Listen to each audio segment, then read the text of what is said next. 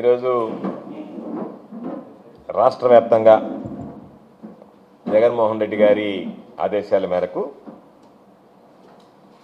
175 నియోజకవర్గాల్లో నిర్వహించినటువంటి వైఎస్ఆర్సీపీ పోరుబాట కూటమి ప్రభుత్వం విద్యుత్ ఛార్జీల పెంపుకు నిరసనగా చేపట్టినటువంటి కార్యక్రమం రాష్ట్ర వ్యాప్తంగా విజయవంతం కావడం జరిగింది. నెల్లూరు జిల్లాకు సంబంధించి ఉమ్మడి నెల్లూరు జిల్లా కందుకూరు నియోజకవర్గంతో సహా 11 నియోజకవర్గాల్లో ఈ కార్యక్రమాన్ని విజయవంతంగా చేపట్టడం జరిగింది. ఈ కార్యక్రమం విజయవంతం కావడానికి సహకరించినటువంటి స్థానిక వైఎస్ఆర్ కాంగ్రెస్ పార్టీ నాయకులు, కార్యకర్తలు, పాల్గొన్నటువంటి ప్రజలు, ఈ కార్యక్రమం విజయవంతం కావడానికి కృషి చేసినటువంటి సీనియర్ లీడర్లు, నియోజకవర్గాల ఇన్ఛార్జీలు, పరిశీలకులు, అనుబంధ సంఘాల అధ్యక్షులు, జిల్లా కమిటీ, రాష్ట్ర కమిటీ సభ్యులు అందరికీ పేరు పేరున ఈ సందర్భంగా హృదయపూర్వకమైనటువంటి ధన్యవాదాలు తెలియజేస్తున్నాం. అదేవిధంగా వైఎస్ఆర్సీపీ పోరుబాటకు సంబంధించి మీడియా కవరేజ్ అందించినటువంటి పాత్రికేయ మిత్రులకు కూడా హృదయపూర్వకమైనటువంటి ధన్యవాదాలు తెలియజేస్తున్నాం. ఎందుకంటే ఒక పక్క పోలీసు బెదిరింపులు, నిర్బంధాలు, మీరు ర్యాలీలు చేపట్టడానికి లేదు, నిరసన ర్యాలీలు చేపట్టడానికి లేదని కొన్ని దగ్గరలా అధికారులైతే మేము వినతి పత్రం తీసుకోము అని చెప్పినానని గేట్లకు తాళాలు వేసినటువంటి నేపథ్యం, రకరకాలైనటువంటి పోకడలతో అధికారులు ప్రవర్తించిన అధికార యంత్రాంగం, పోలీసు శాఖ రకరకాలైనటువంటి ఇబ్బందులకు గురి చేసిన వీటన్నిటిని లక్ష్య పెట్టకుండా, వీటిని లెక్క చేయకుండా ప్రజలు స్వచ్ఛందంగా పాల్గొని ఈ కార్యక్రమాన్ని జయప్రదం చేయడం జరిగింది. ఇది ఒక అంశం. తర్వాత రెండవ అంశం బహుశా మీ అందరికీ గుర్తుండే ఉంటుంది. డిసెంబర్ 11వ తేదీ ఒక 3 అంశాల మీద సోమిరెడ్డిని కాణిపాకం వినాయకుడి దగ్గర ప్రమాణం చేయమని పిలవడం జరిగింది. వాటిల్లో ఒకటి, అరబిందో వాళ్ళని 5 కోట్ల రూపాయలు నువ్వు అడిగినటువంటి మాట వాస్తవమా కాదా? అరబిందో వాళ్ళు నీ ఫోన్ ఎత్తకపోతే విజయసాయి రెడ్డికి నువ్వు ఫోన్ చేసినటువంటి మాట నిజమా కాదా? అది ఒక సబ్జెక్టు. రెండవది, పొదలకూరు లేఅవుట్లు ఏదైతే ఉన్నాయో బహుశా చాలా సందర్భాలలో ఇవన్నీ కాకాణి గోవర్ధన్ రెడ్డి బినామీ లేఅవుట్లు అని చెప్పి పదే పదే చెప్పాడు. ఆ బినామీ లేఅవుట్ల మీద నువ్వెందుకు చర్యలు చేపట్టడం లేదు అని అంటే మరలా ఏం చెప్పాడు? ఆ బినామీ లేఅవుట్ల ద్వారా ప్రభుత్వానికి నేను ఆదాయం తెచ్చేటువంటి మార్గాన్ని అన్వేషించాను అని చెప్పాడు. నా బినామీ లేఅవుట్ల ద్వారా నాకు లేనటువంటి నష్టం నీకెందుకు అంత శ్రద్ధ అని అడిగితే దానికి సమాధానం చెప్పడం లేదు. అందుకని ఏం చెప్పాం?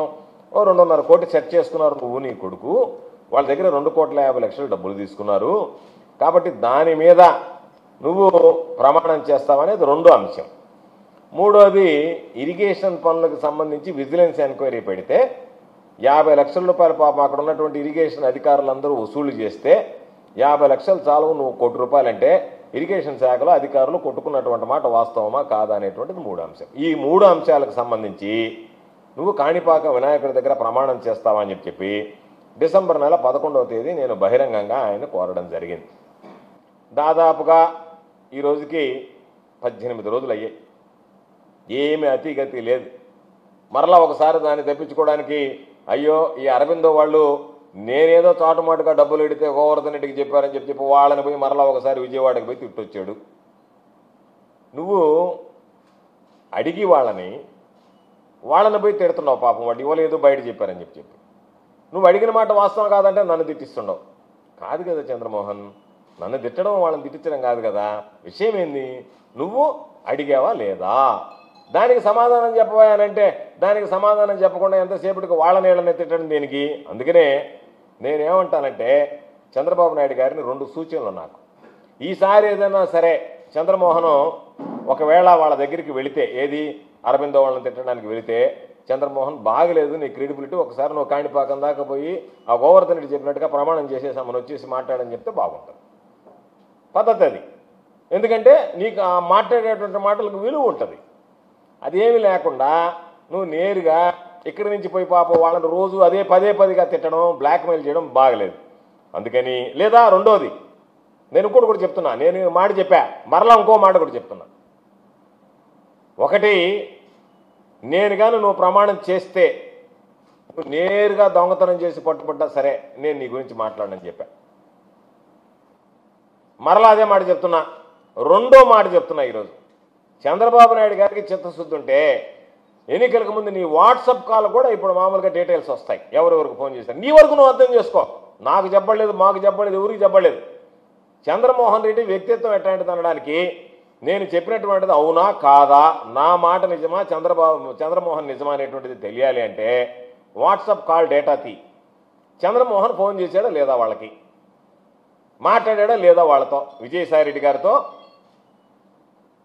అరవిందో వాళ్ళతో. ఇక్కడ అరవిందో వాళ్ళ అవినీతి పరులు దొంగతనాలు చేసేవాడివి, ఆ వాళ్ళకు నువ్వు ఫోన్ చేసేవంటే అప్పుడు నువ్వు దొంగలకు దొంగవనే కదా లెక్క. వాళ్ళందరినీ తిడుతున్నావు, వాళ్ళంతా అవినీతి పరులు దొంగతనాలు చేసేవాళ్ళని. నువ్వెవడు? కాబట్టి కాలయాపనొద్దు, స్ట్రైట్ అవే లేదు అయ్యా నేనేదో మామూలుగా చేశాను, పొరపాటు అయిపోయిందంటే అదేనే చెప్పు. చేయలేదు అనుకుంటే చేయలేదని చెప్పు, ఏదో ఒకటి చెప్పు. చేసావా చేయలేదా? గమ్ముగా ఉంటే ఏమవుతుందంటే పట్టించుకోకుండా వదిలేస్తారంటే నేను నిన్ను విడిచిపెట్టను. ఎందుకంటే ఈ మధ్య మా రైతు పోరు అది మామూలుగా ఇవన్నీ ఉన్నాయి కాబట్టి, అన్నదాతకు అండగా ఒకటి పోరుబాట ఇవి ఉన్నాయి కాబట్టి కాస్త బిజీగా ఉన్నావు. అందుకనే కాస్త సమయం కూడా ఇవ్వాలి కదా. మరి వెంటనే అనుకుని నువ్వు కూడా ఆలోచన చేయాల్సినటువంటిది కదా.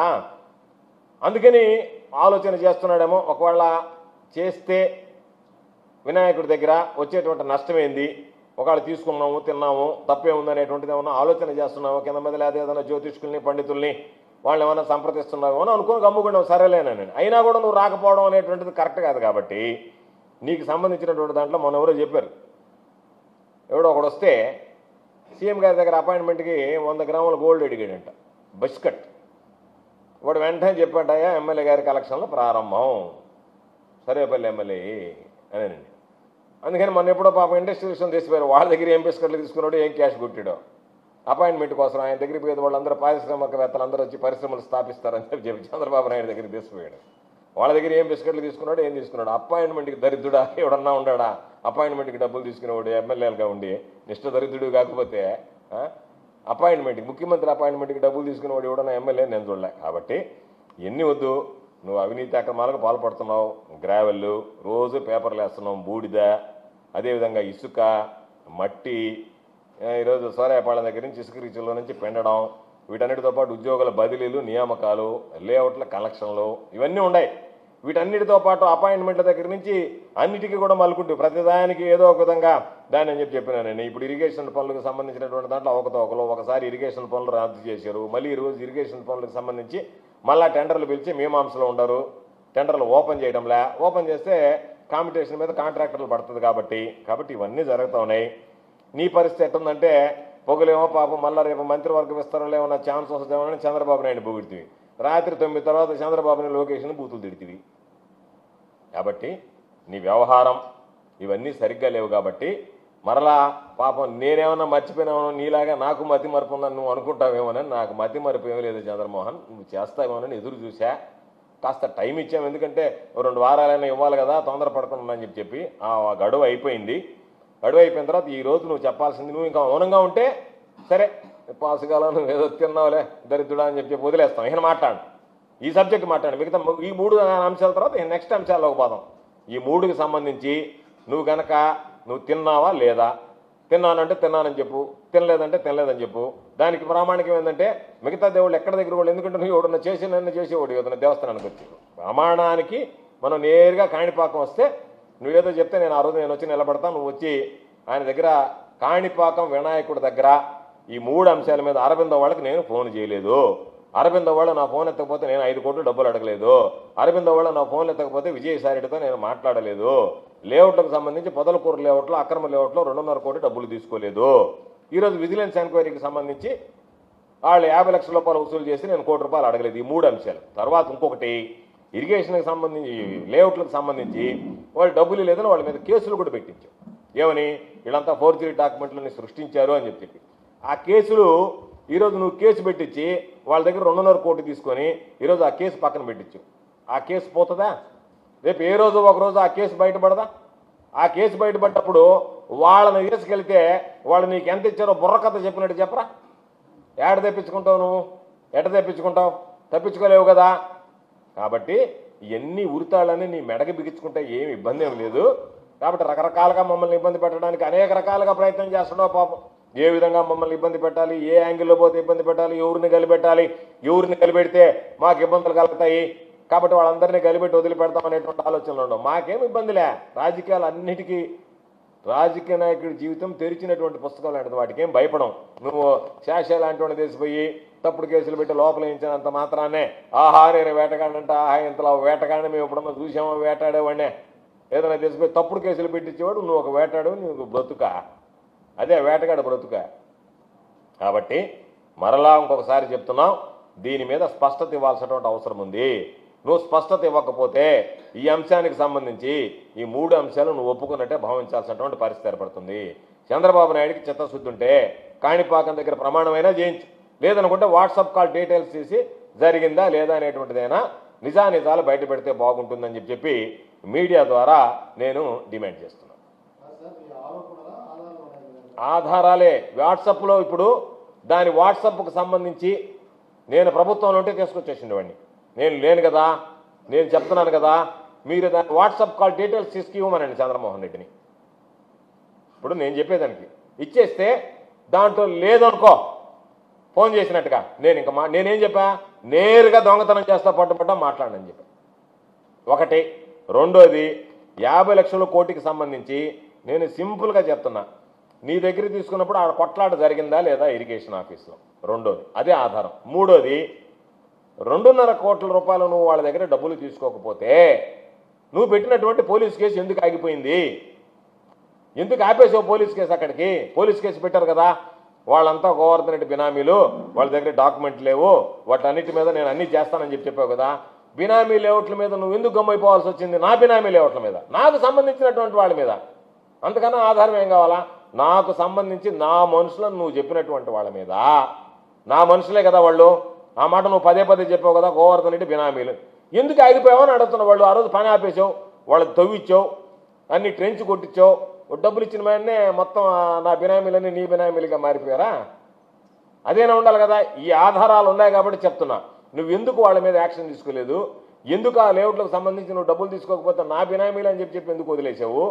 అందుకని నువ్వు వాట్సాప్ నువ్వే తీసుకొని చూపించు, ఇదిగో నా వాట్సాప్ డేటా ఇది, నేను ఫోన్ చేయలేదు, వాట్సాప్ కాల్ చెప్పు.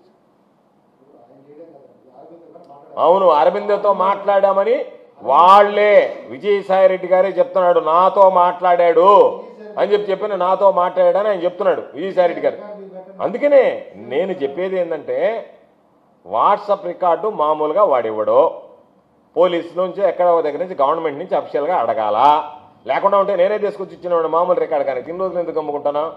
అందుకని ఆ రికార్డు, వాట్సాప్ కాల్ రికార్డు కావాలి అని అంటే, మొన్న కూడా వాట్సాప్ కాల్స్ గవర్నమెంట్ కేసులో పట్టుకుని ఇచ్చింది. కాబట్టి ఈ కేసులో వాస్తవాలు ఉన్నాయి. కాబట్టి ఇప్పుడు నా మీద క్రిమినల్ కేసులు రోజు బుక్ చేస్తాడు, దీని మీద కూడా బుక్ చేయండి. ఒక క్రిమినల్ కేసు తప్పు అయితే విచారించి రెడీగా ఉన్నాను కదా నేను. ఇప్పుడు నేను నీ చెప్పినటువంటి వాటికి అన్నిటికీ నువ్వు క్రిమినల్ కేసులు బుక్ చేస్తున్నావు కదా వాట్సాప్లో, సోషల్ మీడియాలో, దీని మీద కూడా ఆధారాలు తీసుకుని బుక్ చేయి. ఏ విధంగా ఏం ఆధారం లేకుండా ఇదిగో నా వాట్సాప్ క్లీన్గా ఉంది, నేనేం ఎక్కడ చేయలేదు, చంద్రబాబు నాయుడు అనే చెప్తున్నాను, బుక్ చేయి. ఒక కేసు నా మీద బుక్ చేయి, మళ్ళీ సోషల్ మీడియాలో బుక్ చేసినట్టు ఇంకో కేసు బుక్ చేయి, నేను రెడీగా ఉన్నాను కదా. కాబట్టి చంద్రమోహన్ రెడ్డి అవినీతి చంద్రబాబుకైనా ఉండాలా. ఏమని? చంద్రమోహన్ ఎందుకు అనవసరమైనటువంటి న్యూసెన్స్ నువ్వు వచ్చేటప్పుడల్లా గమ్ముగా నేరుగా రావడం, అదో ఆ కాణిపాకం దాకా పోయిరా, ఈసారి అరవింద్ వాళ్ళతో మాట్లాడేటప్పుడు అని చెప్తే కాణిపాకం దాకా పోయిరామంటే కాణిపాకం దాకా పోయి వస్తాడో లేదో కూడా తెలిసిపోద్ది కదా. ఏం చేస్తాడనే దానికి ప్రమాణకం చేయమనేది అందుకే కదా, అందుకు కమ్ముకున్నాడు, ఏమి చేయలేడు కదా, పోయి చేసి రాడదాకా. నీకున్నంత మాత్రం ఆయన కూడా ఉండాలి కదా. ఏం చేస్తాడని చెప్పి వస్తాడని మిగతా దేవుళ్ళు కాకుండా కాణిపాకం సెలెక్ట్ చేసింది, లేకపోతే వేరే కానికైతే ఆయన ఏం చేస్తాడని వచ్చేసింది వాడు. కాణిపాకం అంటే కొంచెం భయం ఉంటుంది, భక్తి ఉంటుంది, కాబట్టి ప్రమాణానికి కాణిపాకం వినాయక స్వామి కాబట్టి ఆయన పిలిచి